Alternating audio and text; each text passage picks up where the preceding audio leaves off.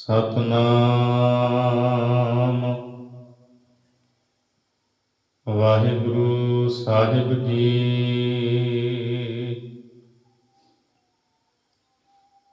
ਕਲਯੁਗ ਚੌਥਾ ਥਾਪਿਆ, ਸੂਦਰ ਬਿਰਤ ਜਗ ਮਹਿ ਵਰਤਾਈ। ਕਰਮ ਸੋ ਰਿਗ ਜੁਜਰ ਸਿਆਮ ਕੇ, ਕਰੇ ਜਗਤ ਰਿਦ ਬਹੁ ਸੁਖ ਚਾਈ। ਕਲਯੁਗ ਚੌਥਾ ਥਾਪਿਆ, ਸੂਦਰ ਬਿਰਤ ਜਗ ਮਹਿ ਵਰਤਾਈ। ਕਰਮ ਸੋ ਰਿਗ ਜੁਜਰ ਸਿਆਮ ਕੇ, ਕਰੇ ਜਗਤ ਰਿਦ ਬਹੁ ਸੁਖ ਚਾਈ। ਮਾਇਆ ਮੋਹੀ ਮੇਦਨੀ, ਕਲ ਕਲ ਵਾਲੀ ਸਭ ਭਰਮਾਈ। ਉਠੀ ਗਿਲਾਨ ਜਗਤਰ ਵਿੱਚ, ਹਉਮੈ ਅੰਦਰ ਜਲੈ ਲੁਕਾਈ। ਕੋਈ ਨਾ ਕਿਸੈ ਪੂਜਦਾ, ਊਚ ਨੀਚ ਸਭ ਗਤ ਬਿਸਰਾਈ। ਭਏ ਬੇਅਦਲੀ ਪਾਤਸ਼ਾਹ, ਕਲਕਾਤੀ ਉਮਰਾਏ ਕਸਾਈ। ਰਹਿਆ ਤਪਾਵਸ ਤ੍ਰਿਹੋ ਜੁਗੀ, ਚੌਥੇ ਜੁਗ ਜੋ ਦੇ ਸੋ ਪਾਈ। ਕਰਮ ਭ੍ਰਿਸ਼ਟ ਸਭ ਭਈ ਲੁਕਾਈ, ਕਰਮ ਭ੍ਰਿਸ਼ਟ ਸਭ ਭਈ ਲੁਕਾਈ। ਵਾਹਿਗੁਰੂ ਜੀ ਕਾ ਖਾਲਸਾ, ਵਾਹਿਗੁਰੂ ਜੀ ਕੀ ਫਤਿਹ। ਪਰਮ ਸਤਿਕਾਰਯੋਗ ਜੁਗੋ ਜੁਗ ਅਟਲ, ਚਵਰ ਛਤਰ ਤਖਤ ਦੇ ਮਾਲਕ ਦਸਾਂ ਪਾਤਸ਼ਾਹੀਆਂ ਦੀ ਜੋਤ, ਧੰਨ ਸਤਿਗੁਰੂ ਸ੍ਰੀ ਗੁਰੂ ਗ੍ਰੰਥ ਸਾਹਿਬ ਸੱਚੇ ਪਾਤਸ਼ਾਹ ਜੀ ਦੀ ਪਵਿੱਤਰ ਹਜ਼ੂਰੀ ਦੇ ਅੰਦਰ ਹਾਜ਼ਰੀਆਂ ਭਰ ਰਹੀ ਸਤਿਗੁਰਾਂ ਦੀ ਸਾਜੀ ਨਿਵਾਜੀ ਗੁਰੂ ਰੂਪ ਗੁਰੂ ਖਾਲਸਾ ਸਾਧ ਸੰਗਤ ਜੀ, ਸਤਿਗੁਰਾਂ ਦੇ ਪਵਿੱਤਰ ਦਰਬਾਰ ਦੀਆਂ ਹਾਜ਼ਰੀਆਂ ਭਰਦਿਆਂ ਹੋਇਆਂ ਆਪ ਜੀ ਅੰਮ੍ਰਿਤਮਈ ਬਾਣੀ ਸਰਵਣ ਕਰਕੇ ਲਾਹਾ ਪ੍ਰਾਪਤ ਕਰ ਰਹੇ ਸੀ। ਸੋ ਆਓ ਭਾਈ ਗੁਰਦਾਸ ਜੀ ਦੀਆਂ ਵਾਰਾਂ ਦੀ ਚੱਲ ਰਹੀ ਲੜੀਵਾਰ ਵਿਚਾਰ ਦੇ ਨਾਲ ਸਾਂਝ ਪਾਈਏ। ਸੋ ਕੱਲ ਆਪਾਂ ਪਹਿਲੀ ਵਾਰ ਦੀ 6ਵੀਂ ਪੌੜੀ ਤੱਕ ਵਿਚਾਰ ਕਰ ਚੁੱਕੇ ਹਾਂ। ਇਸ ਤੋਂ ਅੱਗੇ ਹੁਣ ਭਾਈ ਗੁਰਦਾਸ ਜੀ 7ਵੀਂ ਪੌੜੀ ਦੇ ਵਿੱਚ ਕਲਯੁਗ ਦਾ ਵਰਣਨ ਕਰਦੇ ਹੈ। ਭਾਈ ਸਾਹਿਬ ਨੂੰ ਜਿਹੜੇ ਸਵਾਲ ਕਰਨ ਵਾਲੇ ਸਨ, ਉਹਨਾਂ ਨੇ ਜਿਵੇਂ ਜਿਵੇਂ ਪੁੱਛਿਆ ਭਾਈ ਗੁਰਦਾਸ ਨੇ ਉਹਨਾਂ ਨੂੰ ਦੱਸਿਆ ਹੈ। ਕੱਲ ਤਿੰਨਾਂ ਯੁੱਗਾਂ ਦੀ ਗੱਲ ਭਾਈ ਸਾਹਿਬ ਨੇ ਦੱਸੀ, ਸਤਿਯੁਗ ਦੀ, ਤ੍ਰੇਤੇ ਦੀ ਤੇ ਦੁਆਪਰ ਦੀ। ਸਤਿਯੁਗ ਵਿੱਚ ਹੰਸਾ ਅਵਤਾਰ, ਤ੍ਰੇਤੇ ਵਿੱਚ ਛਤਰੀ ਰੂਪ ਧਾਰਿਆ ਸ੍ਰੀ ਰਾਮ ਚੰਦਰ ਨੇ, ਔਰ ਇਸੇ ਤਰ੍ਹਾਂ ਦੁਆਪਰ ਦੇ ਵਿੱਚ ਜਾਦਵ ਵੰਸ਼ ਦੇ ਵਿੱਚ ਸ਼੍ਰੀ ਕ੍ਰਿਸ਼ਨ ਜੀ ਨੇ ਅਵਤਾਰ ਧਾਰਿਆ। ਜਿਵੇਂ ਜਿਵੇਂ ਲੋਕ ਵੇਦਾਂ ਨੂੰ ਪੜ੍ਹਦੇ ਵਿਚਾਰਦੇ, ਉਹ ਆਪਣੇ ਤਨ ਤੇ ਕੱਪੜੇ ਵੀ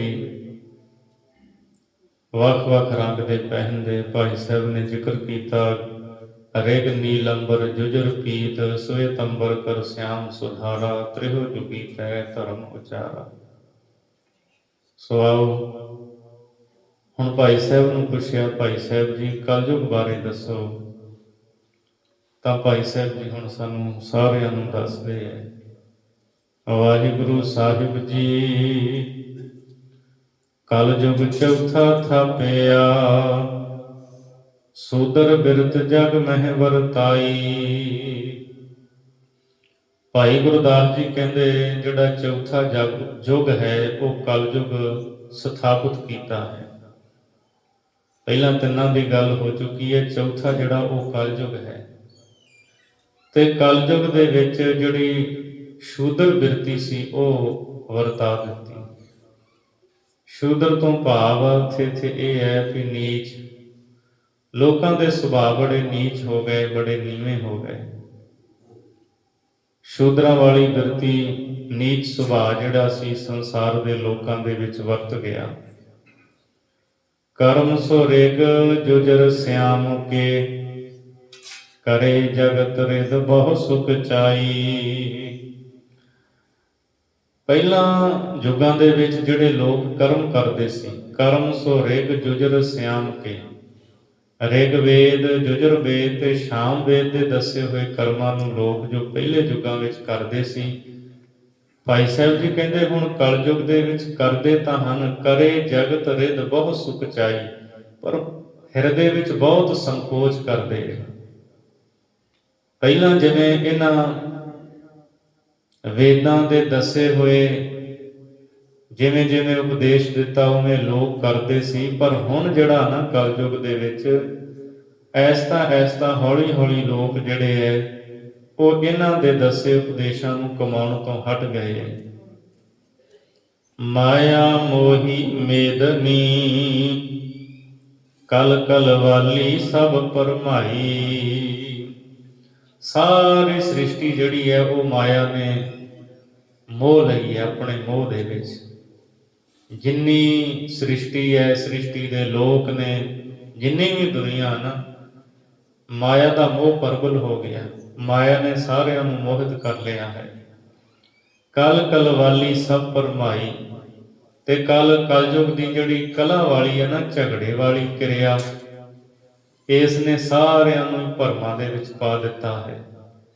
ਇੱਥੇ ਕਲਯੁਗ ਦੇ ਵਿੱਚ ਹੁਣ ਕਲੇਸ਼ ਵੱਧ ਗਿਆ, ਝਗੜੇ ਵੱਧ ਗਏ, ਲੜਾਈਆਂ ਵੱਧ ਗਈਆਂ। ਲੋਕ ਜਿਹੜੇ ਹੈ ਲੜਨ ਝਗੜਨ ਲੱਗ ਪਏ ਹੈ, ਕਰਮਾਂ ਧਰਮਾਂ ਦੇ ਨਾਮ ਤੇ ਲੜਦੇ ਹੈ, ਝਗੜੇ ਕਰਦੇ ਹੈ। ਕਲ ਕਲਵਾਲੀ, ਕਲਵਾਲੀ ਭਾਵ ਕਲਾ ਵਾਲੀ ਜਿਹੜੀ ਕਿਰਿਆ ਹੈ, ਉਹਨੇ ਸਾਰਿਆਂ ਨੂੰ ਭਰਮਾਂ ਵਿੱਚ ਪਾ ਦਿੱਤਾ ਹੈ। ਉੱਠੀ ਗਿਲਾਨ ਜਗਤਰ ਵਿੱਚ, ਹਉਮੈ ਅੰਦਰ ਜਲੈ ਲੁਕਾਈ।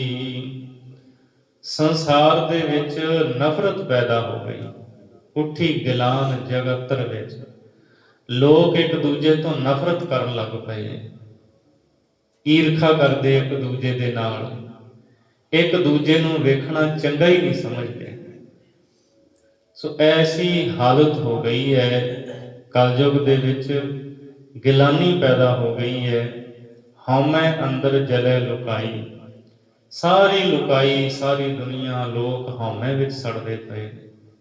ਹੰਕਾਰ ਬਹੁਤ ਜ਼ਿਆਦਾ ਵੱਧ ਗਿਆ ਹੈ ਤੇ ਇਹ ਹੰਕਾਰ ਹੀ ਇਹਨਾਂ ਲੋਕਾਂ ਦੇ ਪਤਨ ਦਾ ਕਾਰਨ ਬਣਦਾ ਹੈ। ਹਉਮੈ ਅੰਦਰ ਸੜ ਰਹੇ ਨੇ ਸਾਰੇ ਹੀ। ਕੋਈ ਨਾ ਕਿਸੈ ਪੂਜਦਾ, ਊਚ ਨੀਚ ਸਭ ਗਤ ਬਿਸਰਾਈ। ਕੋਈ ਕਿਸੇ ਨੂੰ ਪੂਜਦਾ ਨਹੀਂ, ਮੰਨਦਾ ਨਹੀਂ, ਕੋਈ ਕਿਸੇ ਦੀ ਪੂਜਾ ਨਹੀਂ ਕਰਦਾ, ਕੋਈ ਕਿਸੇ ਨੂੰ ਨਹੀਂ ਮੰਨ ਰਿਹਾ, ਕੋਈ ਕਿਸੇ ਦਾ ਸਤਿਕਾਰ ਨਹੀਂ ਕਰਦਾ। ਲੋਕ ਇੱਕ ਦੂਜੇ ਦਾ ਸਤਿਕਾਰ ਕਰਨ ਤੋਂ ਵੀ ਹਟ ਗਏ। ਊਚ ਨੀਚ ਸਭ ਗਤ ਬਿਸਰਾਈ, ਤੇ ਉੱਚੀ ਨੀਵੀਂ ਜਿਹੜੀ ਗਤ ਸੀ, ਭਾਵ ਇਹ ਹੈ ਕਿ ਜਿਹੜੇ ਉੱਚੇ ਸੀ ਗੁਣਾ ਕਰਕੇ ਉਹਨਾਂ ਦਾ ਸਤਿਕਾਰ ਕਰਨਾ ਸੀ, ਤੇ ਨੀਚ ਤੋਂ ਭਾਵ ਨਿਮਰਤਾ ਸੁਭਾਅ ਧਾਰਨ ਕਰਕੇ ਰੱਖਣਾ ਸੀ। ਇਹ ਸਾਰੀਆਂ ਗੱਲਾਂ ਹੀ ਸੰਸਾਰ ਦੇ ਲੋਕਾਂ ਨੇ ਵਿਸਾਰ ਦਿੱਤੀਆਂ, ਭੁਲਾ ਦਿੱਤੀਆਂ। ਉੱਚੇ ਨੀਵੇਂ ਵਾਲੀ ਸਾਰੀ ਜਿਹੜੀ ਗੱਲਬਾਤ ਸੀ ਉਹ ਚਲੀ ਗਈ। ਕੋਈ ਆਪਣੇ ਵੱਡੇ ਦਾ ਸਤਿਕਾਰ ਨਹੀਂ ਕਰਦਾ, ਕੋਈ ਨੀਵੇਂ ਨੂੰ ਪਿਆਰ ਨਹੀਂ ਦਿੰਦਾ। ਇਹ ਸਾਰੀਆਂ ਗੱਲਾਂ ਦੁਨੀਆ ਦੇ ਲੋਕਾਂ ਨੇ ਭੁਲਾ ਦਿੱਤੀਆਂ। ਕਲਯੁਗ ਦਾ ਐਸਾ ਵਰਤਾਰਾ ਵਰਤਿਆ। ਭਏ ਬੇਅਦਲੀ ਪਾਤਸ਼ਾਹ, ਕਲਕਾਤੀ ਉਮਰਾਏ ਕਸਾਈ। ਜਿਹੜੇ ਪਾਤਸ਼ਾਹ ਸੀ, ਵੱਡੇ ਚੱਕਰਵਰਤੀ ਰਾਜੇ ਮਹਾਰਾਜੇ ਭਏ ਬੇਅਦਲੀ, ਉਹ ਅਨਿਆਈ ਹੋ ਗਏ। ਪਾਤਸ਼ਾਹ ਲੋਕ ਜਿਹੜੇ ਉਹ ਪਰਜਾ ਦੇ ਉੱਤੇ ਜ਼ੁਲਮ ਕਰਨ ਲੱਗ ਪਏ। ਜੇ ਕੋਈ ਪਾਤਸ਼ਾਹ ਦੇ ਦਰ ਤੇ ਪੁਕਾਰ ਵੀ ਕਰਦਾ, ਜਾ ਕੇ ਫਰਿਆਦ ਵੀ ਕਰਦਾ, ਤਾਂ ਵੀ ਉਹਦਾ ਨਿਆਂ ਨਹੀਂ ਕਰਦੇ। ਲੋਕ ਪੁਕਾਰਾਂ ਕਰਦੇ ਐ, ਫਰਿਆਦਾਂ ਕਰਦੇ ਐ, ਪਰ ਉਹਨਾਂ ਨੂੰ ਨਿਆਂ ਨਹੀਂ ਮਿਲਦਾ। ਤੋ ਕਲਯੁਗ ਦਾ ਵਰਤਾਰਾ ਐਸਾ ਵਰਤਿਆ, ਭਏ ਬੇਅਦਲੀ ਪਾਤਸ਼ਾਹ, ਜਿਹੜੇ ਪਾਤਸ਼ਾਹ ਲੋਕ ਉਹ ਅਨਿਆਈ ਹੋ ਗਏ। ਕਲ ਕਾਤੀ, ਕਲਯੁਗ ਦੀ ਜਿਹੜੀ ਕਿਰਿਆ ਉਹ ਕਾਤੀ ਕੈਂਚੀ ਵਰਗੀ ਹੋ ਗਈ ਹੈ। ਕੈਂਚੀ ਦਾ ਕੰਮ ਕੱਟਣਾ ਹੁੰਦਾ ਹੈ, ਸੂਈ ਦਾ ਕੰਮ, ਸੂਈ ਧਾਗੇ ਦਾ ਕੰਮ ਜੋੜਨਾ ਹੁੰਦਾ ਹੈ। ਇੱਕ ਲੌਕਿਕ ਕਥਨ ਵੀ ਹੈ ਜੋ ਵਿਦਵਾਨ ਸੁਣਾਇਆ ਕਰਦੇ ਹੈ। ਉਹ ਦੱਸਦੇ ਹੈ, ਸੂਈ ਸੁਹਾਗਾ ਸੁਗਰ ਨਰ, ये करें अनेक से एक, कैंची कलवतरी दुष्ट नर, ये करें अनेक से, ये करें एक से अनेक। ਤਿੰਨ ਗੱਲਾਂ, ਸੂਈ ਸੁਹਾਗਾ ਸੁਗਰ ਨਰ। ਕਹਿੰਦੇ ਜਿਹੜੀ ਸੂਈ ਹੈ ਉਹ ਕੀ ਕਰਦੀ ਹੈ, ਸੂਈ ਤੇ ਧਾਗੇ ਨਾਲ ਜਿਹੜਾ ਨਾ ਕੱਪੜਾ ਫਟਿਆ ਹੋਵੇ, ਉਧੜਿਆ ਹੋਵੇ, ਉਸ ਨੂੰ ਸੀਤਾ ਜਾਂਦਾ ਹੈ। ਕੱਪੜੇ ਦੇ ਕਈ ਟੁਕੜੇ ਹੋਣ, ਸੂਈ ਦੇ ਨਾਲ ਉਸ ਨੂੰ ਜੋੜ ਕੇ ਉਹਨੂੰ ਇੱਕ ਬਣਾ ਲਿਆ ਜਾਂਦਾ ਹੈ। ਇਸੇ ਤਰ੍ਹਾਂ ਸੁਹਾਗਾ, ਜਿਹੜਾ ਸੁਹਾਗਾ ਹੁੰਦਾ ਹੈ, ਕਲੀ ਫੇਰਦੇ ਹੈ, ਇਹ ਸੁਹਾਗਾ ਵੀ, ਇਹਦਾ ਵੀ ਕੰਮ ਹੁੰਦਾ ਹੈ, ਜ਼ਮੀਨ ਪੱਧਰੀ ਕਰ ਦਿੰਦਾ ਹੈ, ਔਰ ਵੱਡੇ ਵੱਡੇ ਢੇਲੇ ਹੋਣ ਮਿੱਟੀ ਦੇ, ਉਹਨਾਂ ਨੂੰ ਮਸਲ ਦਿੰਦਾ ਹੈ, ਇੱਕ ਕਰ ਦਿੰਦਾ ਸਾਰਿਆਂ ਨੂੰ। ਸੁਗਰ ਨਰ, ਤੇ ਜਿਹੜੇ ਸਿਆਣੇ ਬੰਦੇ ਹੁੰਦੇ ਆ ਨਾ, ਸਤਿਪੁਰਸ਼, ਸੂਝਵਾਨ, ਇਹ ਕਰੇ ਅਨੇਕ ਸੇ ਏਕ, ਅਨੇਕਾਂ ਤੋਂ ਇੱਕ ਕਰ ਦਿੰਦੇ ਹੈ। ਅਨੇਕਾਂ ਕੱਪੜੇ ਦੇ ਟੁਕੜਿਆਂ ਨੂੰ ਸੂਈ ਇੱਕ ਕਰ ਦਿੰਦੀ ਹੈ। ਸੁਹਾਗਾ ਅਨੇਕਾਂ ਹੀ ਵੱਡੀਆਂ ਵੱਡੀਆਂ ਮਿੱਟੀ ਦੀਆਂ ਢੇਮਾਂ ਜਿਹੜੀਆਂ, ਉਹਨਾਂ ਨੂੰ ਮਸਲ ਕੇ ਇੱਕ ਕਰ ਦਿੰਦਾ ਹੈ। ਇਸੇ ਤਰ੍ਹਾਂ ਜਿਹੜੇ ਸਿਆਣੇ ਬੰਦੇ ਹੁੰਦੇ ਆ ਨਾ, ਉਹ ਇੱਕ ਕਰ ਦਿੰਦੇ ਸਾਰਿਆਂ ਨੂੰ। ਭਾਵੇਂ ਉਹ ਪਿੰਡ ਦੀ ਗੱਲ ਹੋਵੇ, ਪਰਿਵਾਰ ਦੀ ਗੱਲ ਹੋਵੇ, ਵੱਖੋ ਵੱਖਰੇ ਹੋਣ ਨਾ, ਅੱਡੋ ਅੱਡ, ਤਾਂ ਉਹਨਾਂ ਨੂੰ ਇੱਕ ਕਰ ਦਿੰਦੇ। ਸਿਆਣੇ ਸਤਿਪੁਰਸ਼ ਉਹ ਇੱਕ ਥਾਂ ਤੇ ਇਕੱਠੇ ਕਰਕੇ ਬਿਠਾ ਦਿੰਦੇ ਹੈ। ਲੜਾਈਆਂ ਝਗੜਿਆਂ ਦੇ ਵਿੱਚ ਕੋਈ ਫਾਇਦਾ ਨਹੀਂ ਹੈ। ਇੱਕ ਹੋ ਕਰਕੇ ਰਹੋਗੇ, ਸੁੱਖ ਪਾਵੋਗੇ। ਜਿੰਨੀਆਂ ਵੀ ਧਿਰਾਂ ਸਾਰੀਆਂ ਸੁਖੀ ਹੋਣਗੀਆਂ। ਤਾਂ ਸਿਆਣੇ ਜਿਹੜੇ ਨੇ ਉਹ ਅਨੇਕਾਂ ਤੋਂ ਇੱਕ ਕਰ ਦਿੰਦੇ ਹੈ। ਇਸੇ ਤਰ੍ਹਾਂ ਦੂਜੇ ਪਾਸੇ ਕੈਂਚੀ ਕਲਵਤਰੀ ਦੁਸ਼ਟ ਨਰ, ਜਿਹੜੀ ਕੈਂਚੀ ਹੈ, ਤੇ ਕਲਵਤਰੀ ਕਹਿੰਦੇ ਆਰੀ ਨੂੰ, ਲੱਕੜ ਨੂੰ ਕੱਟਣ ਵਾਲੀ ਆਰੀ। ਤੇ ਤੀਜਾ ਦੁਸ਼ਟ ਨਰ, ਜਿਹੜੇ ਦੁਸ਼ਟ ਬੰਦੇ ਹੈ, ਭੈੜੇ ਮਨੁੱਖ ਹੈ, ਦੁਰਜਨ ਪੁਰਸ਼ ਹਨ। ਇਹ ਕਰੇ ਏਕ ਸੇ ਅਨੇਕ, ਇਹ ਇੱਕ ਤੋਂ ਅਨੇਕਾਂ ਕਰ ਦਿੰਦੇ ਹੈ। ਕੈਂਚੀ ਜਿਹੜੀ ਹੈ, ਭਾਵੇਂ ਕਿੰਨਾ ਵੀ ਕੀਮਤੀ ਕੱਪੜਾ ਹੋਵੇ, ਉਹਦਾ ਕੰਮ ਹੈ ਕੱਟਣਾ, ਉਹਨੇ ਕੱਟਣਾ ਹੀ ਹੈ। ਤੇ ਵੇਖਿਓ ਕਦੇ ਦਰਜੀ ਜਿਹੜਾ ਨਾ ਕੱਪੜਾ ਕੱਟਦਾ ਹੈ ਕੈਂਚੀ ਦੇ ਨਾਲ, ਉਹ ਫਿਰ ਕੈਂਚੀ ਕੱਪੜੇ ਨੂੰ ਕੱਟਦੀ ਹੈ, ਉਹਦੇ ਕਈ ਹਿੱਸੇ ਕਰਦੀ ਹੈ, ਤੋੜਨ ਵਾਲੀ ਹੈ, ਉਹਨੂੰ ਪੈਰਾਂ 'ਚ ਰੱਖਦਾ ਹੈ। ਪਰ ਜਿਹੜੀ ਸੂਈ ਹੁੰਦੀ ਹੈ ਜੋੜਨ ਵਾਲੀ, ਉਹਨੂੰ ਆਪਣੇ ਕੰਨ ਕੋਲ, ਆਪਣੀ ਪੱਗ ਵਿੱਚ, ਸਿਰ ਤੇ ਲਾ ਲੈਂਦਾ ਹੈ। ਸੂਈ ਜਿਹੜੀ ਹੈ ਉਹ ਪੱਗ ਵਿੱਚ ਸਿਰ ਤੇ ਲਾਈ ਜਾਂਦੀ ਹੈ, ਉਹਦਾ ਸਤਿਕਾਰ ਹੈ, ਉਹ ਜੋੜਦੀ ਹੈ, ਟੁੱਟਿਆਂ ਹੋਇਆਂ ਨੂੰ ਇਕੱਠਿਆਂ ਕਰਦੀ ਹੈ। ਇਸੇ ਤਰ੍ਹਾਂ ਜਿਹੜੇ ਨਾ ਟੁੱਟਿਆਂ ਨੂੰ ਜੋੜਨ ਵਾਲੇ ਹੁੰਦੇ ਹੈ, ਉਹਨਾਂ ਦਾ ਸਤਿਕਾਰ ਹੁੰਦਾ ਹੈ, ਉਹ ਸਤਿਕਾਰੇ ਜਾਂਦੇ ਨੇ, ਉਹ ਉੱਚੀ ਥਾਂ ਤੇ ਪੁੱਜਦੇ ਹੈ। ਕੈਂਚੀ ਕਲਵਤਰੀ, ਦੂਜੀ ਹੈ ਕਲਵਤਰੀ ਆਰੀ। ਆਰੀ ਦਾ ਕੰਮ ਵੀ ਹੈ ਕੱਟਣਾ, ਉਹ ਵੀ ਲੱਕੜ ਦੇ ਕਈ ਟੁਕੜੇ ਕਰ ਦਿੰਦੀ ਹੈ। ਦੁਸ਼ਟ ਨਰ, ਇਸੇ ਤਰ੍ਹਾਂ ਜਿਹੜੇ ਦੁਸ਼ਟ ਬੰਦੇ ਹੁੰਦੇ ਹੈ ਨਾ, ਖੋਟੇ ਪੁਰਸ਼, ਉਹ ਇੱਕ ਤੋਂ ਅਨੇਕਾਂ ਕਰ ਦਿੰਦੇ ਹੈ। ਪਰਿਵਾਰਾਂ ਦੇ ਵਿੱਚ, ਪਰਿਵਾਰਾਂ 'ਚ ਪਾੜ ਪਾ ਦਿੰਦੇ ਹੈ, ਵੱਖ ਵੱਖ ਕਰ ਦਿੰਦੇ ਹੈ। ਦੁਸ਼ਟ ਬੰਦੇ ਜਿਹੜੇ ਹੈ ਉਹ ਪਿੰਡ ਨੂੰ ਵੱਖ ਵੱਖ ਕਰ ਦਿੰਦੇ ਹੈ। ਇੱਕ ਦੋ ਨਹੀਂ, ਅਨੇਕਾਂ ਧਿਰਾਂ ਬਣਾ ਦਿੰਦੇ ਹੈ। ਲੋਕਾਂ ਨੂੰ ਆਪਸ ਵਿੱਚ ਲੜਾਉਂਦੇ ਐ। ਜਿਹੜੇ ਦੁਸ਼ਟ ਬੰਦੇ ਐ ਉਹ ਕੈਂਚੀ ਵਰਗੇ ਤੇ ਆਰੀ ਵਰਗੇ ਹੁੰਦੇ ਐ। ਕੈਂਚੀ ਜਿਵੇਂ ਚੱਲਦੀ ਹੈ, ਆਰੀ ਜਿਵੇਂ ਚੱਲਦੀ ਹੈ, ਇਸੇ ਤਰ੍ਹਾਂ ਉਹਨਾਂ ਦੀ ਕਿਰਿਆ ਪਿੰਡਾਂ, ਘਰਾਂ, ਦੇਸ਼ਾਂ ਦੇ ਵਿੱਚ ਇਹੋ ਜਿਹੀ ਹੁੰਦੀ ਹੈ। ਇਹ ਕਰੈ ਏਕ ਸੇ ਅਨੇਕ, ਇੱਕ ਤੋਂ ਅਨੇਕਾਂ ਬਣਾਉਂਦੇ ਹੈ। ਭਾਈ ਗੁਰਦਾਸ ਜੀ ਕਹਿੰਦੇ ਜਿਹੜੀ ਕਲਯੁਗ ਦੀ ਕਿਰਿਆ ਨਾ ਕਲਕਾਤੀ, ਇਹ ਕੈਂਚੀ ਵਰਗੀ ਹੋ ਗਈ ਹੈ, ਕੱਟ ਰਹੀ ਹੈ ਲੋਕਾਂ ਨੂੰ। ਲੋਕਾਂ 'ਚ ਇਤਫਾਕ ਨਹੀਂ ਰਿਹਾ, ਏਕਾ ਨਹੀਂ ਰਿਹਾ, ਇੱਕ ਦੂਜੇ ਨਾਲੋਂ ਟੁੱਟ ਚੁੱਕੇ ਨੇ, ਦੂਰ ਹੋ ਚੁੱਕੇ ਨੇ। ਉਮਰਾਏ ਕਸਾਈ, ਤੇ ਜਿਹੜੇ ਪਾਤਸ਼ਾਹਾਂ ਦੇ ਅੱਗੇ ਮੁਸਾਹਬ ਹਨ, ਅਧਿਕਾਰੀ ਕਹਿ ਲਓ, ਹਾਕਮ ਕਹਿ ਲਓ, ਇਹ ਜਿਹੜੇ ਹੈ ਉਮਰਾਵ ਜਿਹੜੇ ਹੈ ਇਹ ਕਸਾਈ ਬਣ ਗਏ। ਜਿਵੇਂ ਕਸਾਈ ਕੋਹ ਕੇ ਪਸ਼ੂ ਨੂੰ ਮਾਰਦਾ ਨਾ, ਬੱਕਰੀ ਨੂੰ, ਇਸੇ ਤਰ੍ਹਾਂ ਇਹ ਜਿਹੜੇ ਉਮਰਾਵ ਨੇ ਨਾ, ਅਧਿਕਾਰੀ ਲੋਕ, ਮੁਸਾਹਬ ਲੋਕ, ਇਹ ਕਸਾਈ ਬਣ ਚੁੱਕੇ ਹੈ। ਲੋਕਾਂ ਨੂੰ ਕਸਾਈਆਂ ਵਾਂਗ ਪਾਉਂਦੇ ਹੈ, ਕੁੱਟਦੇ ਮਾਰਦੇ ਹੈ। ਅਸੀਂ ਜਦੋਂ ਹਜ਼ੂਰ ਦੀ ਬਾਣੀ ਪੜ੍ਹਦੇ ਹਾਂ, ਸੱਚੇ ਪਾਤਸ਼ਾਹ ਗੁਰੂ ਨਾਨਕ ਸਾਹਿਬ ਦਾ ਬਚਨ, ਜਿਹੜੇ ਗੁਰਸਿੱਖ ਬਾਣੀ ਪੜ੍ਹਦੇ ਉਹਨਾਂ ਨੂੰ ਚੇਤੇ ਹੋਵੇਗਾ, ਮਹਾਰਾਜ ਨੇ ਉਸ ਵਕਤ ਦੇ ਹਾਕਮ ਲੋਕ ਜਿਹੜੇ ਪ੍ਰਜਾ ਦੇ ਉੱਤੇ ਜ਼ੁਲਮ ਕਰਦੇ ਸੀ, ਖਾਸ ਕਰਕੇ ਮਹਾਰਾਜ ਨੇ ਉਹਨਾਂ ਨੂੰ ਸੰਬੋਧਨ ਕੀਤਾ ਵੀ ਲੋਕ ਜਿਹੜੇ ਰਾਜੇ ਨੇ ਨਾ, ਰਾਜੇ ਸੀਹ ਮੁਕੱਦਮ ਕੁੱਤੇ, ਜਾਏ ਜਗਾਇਨ ਬੈਠੇ ਸੁੱਤੇ, ਚਾਕਰ ਨਹਦਾ ਪਾਇਨ ਘਾਓ, ਰਤ ਪਿਤ ਕੁੱਤੇ ਹੋ ਚੱਟ ਜਾਓ। ਰਾਜੇ ਲੋਕ ਮਹਾਰਾਜ ਕਹਿੰਦੇ ਸ਼ੀਂਹ ਬਣ ਗਏ। ਜਿਵੇਂ ਸ਼ੇਰ ਨਹੀਂ ਸ਼ਿਕਾਰ ਕਰਦਾ, ਇਹ ਪ੍ਰਜਾ ਦਾ ਸ਼ਿਕਾਰ ਕਰਦੇ ਆ, ਮਾਰਦੇ ਆ, ਜ਼ੁਲਮ ਕਰਦੇ ਆ ਪ੍ਰਜਾ ਦੇ ਉੱਤੇ। ਮੁਕੱਦਮ ਕੁੱਤੇ, ਅੱਗੇ ਜਿਹੜੇ ਇਹਨਾਂ ਦੇ ਮੁਸਾਹਿਬ ਹਨ, ਮਹਾਰਾਜ ਕਹਿੰਦੇ ਉਹ ਕੁੱਤਿਆਂ ਦੀ ਨਿਆਈ ਨੇ, ਕੁੱਤਿਆਂ ਵਾਲੀ ਬਿਰਤੀ ਹੈ ਉਹਨਾਂ ਦੀ। ਜਾਏ ਜਗਾਇਨ ਬੈਠੇ ਸੁੱਤੇ, ਤੇ ਜਿਹੜੇ ਆਰਾਮ ਕਰ ਰਹੇ ਹੋਣ, ਸੁੱਤੇ ਹੋਣ, ਉਹਨਾਂ ਨੂੰ ਜਾ ਜਾ ਕੇ ਇਹਨਾਂ ਰਾਜਿਆਂ ਦੇ ਜਿਹੜੇ ਕੁੱਤੇ ਨੇ ਨਾ ਉਹ ਜਗਾਉਂਦੇ ਨੇ। ਭਾਵ ਚੈਨ ਦੇ ਨਾਲ ਕਿਸੇ ਨੂੰ ਬੈਠਣ ਨਹੀਂ ਦਿੰਦੇ, ਨਾ ਕਿਸੇ ਨੂੰ ਕੰਮ ਕਰਨ ਦਿੰਦੇ ਆ, ਨਾ ਕਿਸੇ ਨੂੰ ਆਪਣੀ ਕਿਰਤ ਕਰਨ ਦਿੰਦੇ ਆ। ਇਹੋ ਜਿਹੇ ਇਹ ਲੋਕ ਹੋ ਗਏ ਆ। ਭਾਈ ਗੁਰਦਾਸ ਜੀ ਕਹਿੰਦੇ ਜਿਹੜੇ ਉਮਰਾਏ, ਉਮਰਾਵ ਲੋਕ ਨਾ ਇਹ ਕਸਾਈ ਬਣ ਗਏ ਐ, ਲੋਕਾਂ ਨੂੰ ਦੁੱਖ ਦਿੰਦੇ ਐ। ਰਹਿਆ ਤਪਾਵਸ ਤ੍ਰਿਹੋ ਜੁਗੀ, ਚੌਥੇ ਯੁਗ ਜੋ ਦੇ ਸੋ ਪਾਈ। ਜਿਹੜੇ ਪਹਿਲੇ 3 ਯੁਗ ਸੀ, ਸਤਯੁਗ, ਤ੍ਰੇਤਾ ਤੇ ਦੁਆਪਰ, ਇਹਨਾਂ ਦੇ ਵਿੱਚ ਤਾਂ ਧਰਮ ਦੀ ਕੁਝ ਅੰਸ਼ ਰਹਿ ਗਈ ਸੀ, ਕੋਈ ਗੱਲ ਧਰਮ ਦੀ ਚੱਲਦੀ ਸੀ, ਕਮਾਈ ਕਰਦੇ ਸੀ ਲੋਕ। ਪਰ ਹੁਣ ਰਹਿਆ ਤਪਾਵਸ ਤ੍ਰਿਹੋ ਜੁਗੀ, 3 ਯੁੱਗਾਂ ਦਾ ਜਿਹੜਾ ਨਿਆਂ, ਕੋਈ ਕਰਮ ਧਰਮ ਦੀ ਅੰਸ਼, ਉਹ ਬਿਲਕੁਲ ਹੀ ਜਾਂਦੀ ਰਹੀ ਹੈ, ਚਲੀ ਗਈ ਹੈ।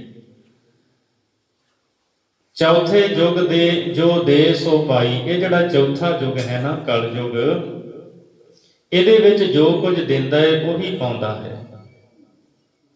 ਭਾਵ ਇਹ ਹੈ ਵੀ ਪਹਿਲਾਂ ਸਤਯੁਗ ਦੇ ਵਿੱਚ ਜੇ ਕੋਈ ਕਰਦਾ ਸੀ ਗਲਤ ਕੰਮ, ਸਾਰਾ ਦੇਸ਼ ਪੀੜਿਆ ਜਾਂਦਾ ਸੀ, ਸਾਰੇ ਦੇਸ਼ ਨੂੰ ਸਜ਼ਾ ਮਿਲਦੀ ਸੀ। ਫਿਰ ਤ੍ਰੇਤੇ ਦੇ ਵਿੱਚ ਜੇ ਕੋਈ ਗਲਤੀ ਕਰਦਾ ਸੀ, ਸਾਰੀ ਨਗਰੀ ਜਿਹੜੀ ਸੀ ਉਹ ਪੀੜੀ ਜਾਂਦੀ ਸੀ। ਜਿਵੇਂ ਰਾਵਣ ਸੀਤਾ ਨੂੰ ਚੁੱਕ ਕੇ ਲੈ ਆਇਆ, ਸਾਰੀ ਲੰਕਾ ਹੀ ਜਿਹੜੀ ਹੈ ਉਹ ਦੁਖੀ ਹੋਈ, ਸਾੜ ਦਿੱਤੀ, ਸਾਰਿਆਂ ਨੂੰ ਦੁੱਖ ਹੋਇਆ। ਦੁਆਪਰ ਦੇ ਵਿੱਚ ਜੇ ਕੋਈ ਕਰਦਾ ਸੀ ਤਾਂ ਉਹ ਕੁਲ ਜਿਹੜੀ ਹੁੰਦੀ ਸੀ ਸਾਰੀ, ਉਹ ਉਹਦਾ ਫਲ ਭੋਗਦੀ ਸੀ। ਜਿਵੇਂ ਦੁਰਵਾਸਾ ਰਿਸ਼ੀ ਕੋ ਮੁੰਡੇ ਆ ਗਏ ਮਸ਼ਕਰੀਆਂ ਕਰਨ, ਉਹਨਾਂ ਨੇ ਨਾ ਇੱਕ ਕੜਾਈ ਜਿਹੜੀ ਸੀ ਗੋਲ ਆਕਾਰ ਦੀ, ਇੱਕ ਮੁੰਡੇ ਦੇ ਪੇਟ ਦੇ ਉੱਤੇ ਬੰਨ੍ਹ ਦਿੱਤੀ, ਉੱਤੋਂ ਕੱਪੜੇ ਪਵਾ ਦਿੱਤੇ ਇਸਤਰੀਆਂ ਵਾਲੇ। ਉਹ ਮੁੰਡੇ ਆ ਕੇ ਦੁਰਵਾਸਾ ਨੂੰ ਕਹਿੰਦੇ, ਦੱਸੋ ਦੁਰਵਾਸਾ ਰਿਸ਼ੀ, ਇਹਦੇ ਪੇਟੋਂ ਕੌਣ ਜਨਮ ਲਵੇਗਾ? ਉਹ ਸੀ ਤਾਂ ਕੁਝ ਵੀ ਨਹੀਂ, ਕੜਾਈ ਬੰਨੀ ਸੀ। ਉਹਨੇ ਕਿਹਾ ਵੀ ਜਾਣ ਦਿਓ, ਤੁਸੀਂ ਜਾਓ ਆਪਣਾ ਕੰਮ ਕਰੋ। ਖਹਿੜੇ ਪੈ ਗਏ, ਕਹਿੰਦੇ ਨਹੀਂ ਦੱਸੋ ਇਹਦੇ ਪੇਟੋਂ ਕੌਣ ਜਨਮੇਗਾ? ਅਖੀਰ ਫਿਰ ਦੁਰਵਾਸਾ ਨੂੰ ਗੁੱਸਾ ਝੱਟ ਚੜ ਜਾਂਦਾ ਸੀ। ਉਹ ਕਹਿੰਦਾ ਇਹਦੇ ਪੇਟੋਂ ਉਹ ਜਨਮੇਗਾ ਜਿਹੜਾ ਤੁਹਾਡੀ ਕੁਲ ਦਾ ਨਾਸ਼ ਕਰੇਗਾ। ਉਹ ਜਿਹੜੇ ਮੁੰਡੇ ਸੀ ਹੋਰ ਕੁਲ ਵਾਲਿਆਂ ਨੂੰ ਪਤਾ ਲੱਗਾ, ਕਹਿੰਦੇ ਆ ਤਾਂ ਗੱਲ ਦੁਰਵਾਸਾ ਨੇ ਆਹ ਬਚਨ ਕਰ ਦਿੱਤਾ, ਫਿਰ ਉਹ ਜਿਹੜੀ ਕੜਾਈ ਸੀ ਨਾ ਪੇਟ ਤੇ ਬੰਨੀ, ਉਹਨਾਂ ਨੇ ਰੇਤੀ ਦੇ ਨਾਲ ਉਹਨੂੰ ਚੰਗੀ ਤਰ੍ਹਾਂ ਰਗੜਿਆ, ਘਸਾਇਆ, ਉਹ ਲੋਹੇ ਦਾ ਬੁਰਾਦਾ ਬਣਾ ਦਿੱਤਾ। ਉਹ ਜਿੱਥੇ ਉਸ ਕੜਾਈ ਨੂੰ ਰੇਤੀ ਨਾਲ ਰਗੜਿਆ ਗਿਆ ਸੀ, ਉੱਥੇ ਸਰਕੜਾ ਪੈਦਾ ਹੋ ਗਿਆ। ਅਖੀਰ ਤੇ ਛੋਟਾ ਜਿਹਾ ਲੋਹੇ ਦਾ ਟੁਕੜਾ ਬਚਿਆ, ਉਹ ਸੁੱਟ ਦਿੱਤਾ ਸਮੁੰਦਰ 'ਚ। ਜਿੱਥੇ ਕੜਾਈ ਨੂੰ ਰਗੜਿਆ ਸੀ, ਉੱਥੇ ਜਾਦੂਆਂ ਦੀ ਕੁੱਲ ਜਿਹੜੀ ਨਾ ਲੜੀ ਝਗੜੀ, ਉੱਥੇ ਉਹ ਸਰਕੜਾ ਪੁੱਟ ਕੇ ਇੱਕ ਦੂਜੇ ਨੂੰ ਮਾਰਦੇ ਰਹੇ, ਉੱਥੇ ਇੱਕ ਦੂਜੇ ਦੇ ਉੱਤੇ ਹੇਠਾਂ ਹੁੰਦੇ ਰਹੇ, ਲੜਾਈ ਝਗੜਾ ਹੋਇਆ, ਬਹੁਤੇ ਮਰ ਗਏ। ਉਹ ਜਿਹੜਾ ਸੀ ਨਾ ਲੋਹੇ ਦਾ ਟੁਕੜਾ ਸੁੱਟ ਦਿੱਤਾ ਸਮੁੰਦਰ ਵਿੱਚ, ਉਹ ਮੱਛੀ ਨਿਕਲ ਗਈ। ਸ਼ਿਕਾਰੀ ਜਿਹੜੇ ਮੱਛੀਆਂ ਫੜਨ ਵਾਲੇ, ਉਹ ਮੱਛੀ ਨੂੰ ਫੜ ਕੇ ਲੈ ਆਇਆ। ਜਦੋਂ ਉਹਨੇ ਮੱਛੀ ਨੂੰ ਚੀਰਿਆ, ਉਹਦੇ ਵਿੱਚੋਂ ਟੁਕੜਾ ਨਿਕਲਿਆ ਲੋਹੇ ਦਾ। ਉਹ ਫਿਰ ਸ਼ਿਕਾਰੀ ਨੇ ਆਪਣੇ ਤੀਰ ਦੀ ਨੋਕ ਦੇ ਅੱਗੇ ਲਾ ਲਿਆ। ਜਾਦੂਆਂ ਵਿੱਚੋਂ ਕ੍ਰਿਸ਼ਨ ਜੀ ਸਨ, ਉਹਦਾ ਵੀ ਜ਼ਿਕਰ ਅੱਗੇ ਵਾਰਾਂ ਵਿੱਚ ਆ ਜਾਏਗਾ ਕਿਸੇ ਥਾਂ ਤੇ। ਤੇ ਜਦੋਂ ਜੰਗਲ ਵਿੱਚ ਲੰਮੇ ਪਏ ਸਨ, ਗੋਡੇ ਉੱਤੇ ਗੋਡਾ ਰੱਖ ਕੇ, ਜਿਵੇਂ ਗੋਡੇ ਦੇ ਉੱਤੇ ਪੈਰ ਰੱਖ ਲਈਦਾ, ਦੂਰੋਂ ਚਮਕਦੀ ਹੋਈ ਚੀਜ਼ ਨਜ਼ਰ ਆਈ ਤੇ ਸ਼ਿਕਾਰੀ ਨੇ ਉਹੀ ਤੀਰ ਖਿੱਚ ਕੇ ਮਾਰਿਆ ਤੇ ਕ੍ਰਿਸ਼ਨ ਜੀ ਹੁਣੀ ਚੱਲ ਵਸੇ। ਇਹ ਉਦੋਂ ਦੁਆਪਰ ਦੇ ਵਿੱਚ ਕੋਈ ਕਰਦਾ ਸੀ ਕਿ ਕੁੱਲ ਪੀੜੀ ਜਾਂਦੀ ਸੀ, ਸਾਰੀ ਕੁੱਲ ਹੀ ਜਾਦਵਾਂ ਦੀ ਨਾਸ਼ ਹੋ ਗਈ। ਮਹਾਰਾਜ ਨੇ ਬਾਣੀ ਵਿੱਚ ਵੀ ਇਹਦਾ ਜ਼ਿਕਰ ਕੀਤਾ ਹੈ, ਦੁਰਬਾਸਾ ਸਿਉ ਕਰਤ ਠਗੌਰੀ, ਜਾਦਵ ਇਹ ਫਲ ਪਾਏ। ਮਹਾਰਾਜ ਕਹਿੰਦੇ ਵੇਖੋ, ਦੁਰਵਾਸ਼ਾ ਰਿਸ਼ੀ ਦੇ ਨਾਲ ਕੀਤੀ ਸੀ ਨਾ ਮਸ਼ਕਰੀ, ਤੇ ਜਾਦਵਾਂ ਨੇ ਕੀ ਫਲ ਪਾਇਆ। ਤਾਂ ਹੀ ਤਾਂ ਸਿਆਣੇ ਕਹਿੰਦੇ ਆ ਨਾ, ਸੰਤਾਂ ਨਾਲ ਮਸ਼ਕਰੀ ਕੁੱਲ ਡੋਬਣ ਦੀ ਰੀਤ।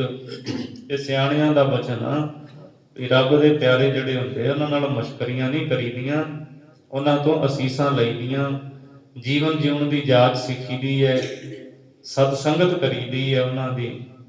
ਸੋ ਦੁਆਪਰ ਦੇ ਵਿੱਚ ਕੁੱਲ ਪੀੜੀ ਜਾਂਦੀ ਸੀ। ਕਹਿੰਦੇ ਹੁਣ ਚੌਥਾ ਯੁੱਗ ਜਿਹੜਾ, ਜੋ ਦੇ ਸੋ ਪਾਈ, ਜੋ ਦਿੰਦਾ ਹੈ ਉਹੀ ਪਾਏਗਾ, ਜੋ ਜਿੱਦਾਂ ਦਾ ਕਰੇਗਾ ਉਹ ਪਾਵੇਗਾ।